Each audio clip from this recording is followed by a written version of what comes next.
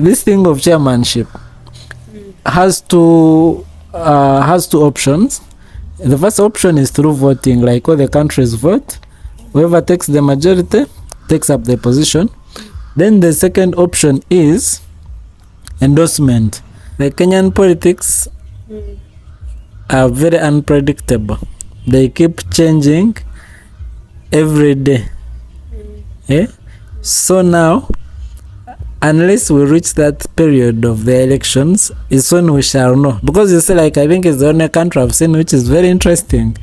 They form new parties every time. Even someone who is standing jumps out of their own party, jumps in a new party, which is very rare to find. So now, the only thing I can talk about it is, you cannot talk about the Kenyan politics without talking about Raila.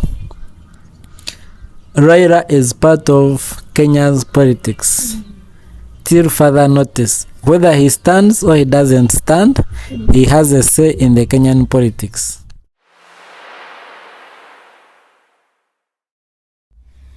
Hi people, welcome to It's Price. My name is Price and today I have my guest Julius and I want to ask him about this whole Raila going for African Union Commission chairmanship. And I want to see what he has to say about it. Like, yeah, is he like at an advantage or at a disadvantage? Or if he goes through, then what is Kenya election 2027 without our Raila Odinga? I think I'm among the people who are supporting that position for him, because we all know that two names were coming out of Kenya as a country. I think the former president Uhuru and Raila. But we also realize that Raila has got an added advantage because everyone is supporting him, and at the same time, I'm sure even however much Uhuru is quiet, I think he's also supporting Raila to take up that position. So Raila has got an upper hand. That's what you asked me. Yeah, and how? Explain to us, where is that upper hand? One, Raila is being supported by Kenya as a country, Uhuru as a Ruto as a president. Definitely, because you see, there are certain positions, if you have to take them over, you need government support, and by government support, Ruto is not a president. No, you see, that's some of the comment with our politicians. But the truth is, he's sworn in, he's the president. So let's also stop about this drama.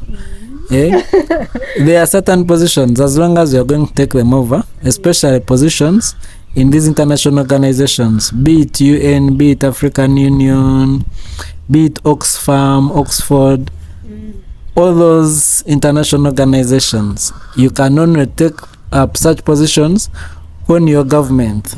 That, of course, if we talk about the government, we're talking about the current president. They are the ones who endorse you. Like you've seen, Winnie Byanyima in Uganda has been the one in most of those big positions. He was always endorsed by the president, who is even an arch enemy of the husband. You get it? So we all know, as long as Raila is standing in this position, he has full support of Ruto. He has full support of Kenya as a government, the citizens, the president. From there, East Africa is also in support of him. I think I saw at some point President Museveni talking about it. President Kagame is behind him. Almost all, actually, let me say that the whole of the East African bloc is in support of Raila. And that's 7 votes out of 55. Okay. The other thing is, by the way, this thing of chairmanship has two options. The first option is through voting, like all the countries vote. Whoever takes the majority takes up the position. Then the second option is endorsement. The whole Africa can say no. I think let's allow Raila to go through, especially he's coming from the East African community, and I don't think we've held that position. If we've held it, it might be in the past, which I don't know, because other parts of the African continent have had the opportunity to have a member, a chairman from those areas. I think this time round they might not actually vote. I'm not so sure because I don't know what is happening. I think it's supposed to be for next year. It's supposed to be for next year. It might be an endorsement, because I also see that South Africa already, Ramaphosa and I think the other president of Namibia who died were in support. Then there's this former president of Nigeria, is who? The former, the retired, the retired president. He actually endorsed him direct from Kenya. So if we have support from Nigeria, South Africa, East Africa, I think they might not end up voting. They might end up taking the option of like, everyone is in support, let this person take over. That music, but I know.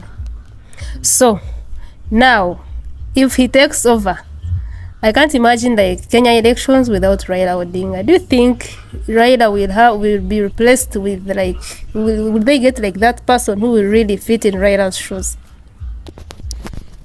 You see, let me also be clear here. The Kenyan politics are very unpredictable. They keep changing every day.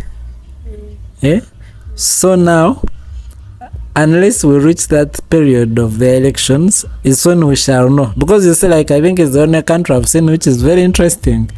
They form new parties every time. Even someone who is standing jumps out of their own party, jumps in a new party, which is very rare to find. So now, I don't think that one we might have much to say about it. The only thing I can talk about it is, you cannot talk about the Kenyan politics without talking about Raila. Raila is part of Kenya's politics till further notice. Whether he stands or he doesn't stand, he has a say in the Kenyan politics. So you talked about like someone just coming up and forming a party. Is this Ruto's party? Is it new? He formed it all of a sudden. No, it's a new the party he stood on is a new party from the former parties, because they discarded the old parties and brought in new parties. Even Raila stood, I think, under a different coalition. You see, these people always have different parties. They bring them together, make it like form like one coalition. Then they stand under coalition. So it's not like us or Tanzania or Rwanda, where we know there's Chama cha Mapinduzi has been there from the 60s. There's UPC in Uganda has been there. Like that thing almost happened in the previous elections when Baba stood. You know, they brought that TDA where they wanted to come up with such a thing, but it failed. It failed miserably. You mean that thing can work in Kenya? Like they come together and say, we want this person? Yes. It has worked. It has worked. So maybe we need to embrace it. Or the truth is, democracy, I think it's a sham. It's a sham. In African politics, democracy is a sham. Okay, now if he goes through, that means like he would be neutral. He won't be now campaigning because. Okay, but like I said, you cannot talk about the Kenyan politics without Raila. This time, since he'll already be having, I presume he'll be holding a certain position, which is powerful. By the way, that chair is a very powerful seat. He will not be coming in campaigns. Campaign for he might not person. Yeah, he might not come. I might not involve himself direct. That's how I'm looking at it. But he can endorse a person and tell people, okay, support this one, just like that. Okay, thank you so much for throwing some light on this one, especially, oh my goodness, for me.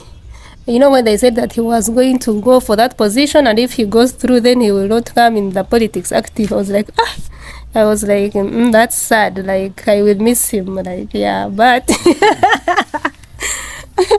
so guys, thank you so much. Yeah. Well, we hope when Raila wins, we'll get a good candidate for our party. Yeah, as if I'm a Kenyan. But anyway, I'm just a support. Otherwise, thank you so much for watching. And if you like this kind of content, don't forget to subscribe to my YouTube channel. Thank you so much for watching, and God bless.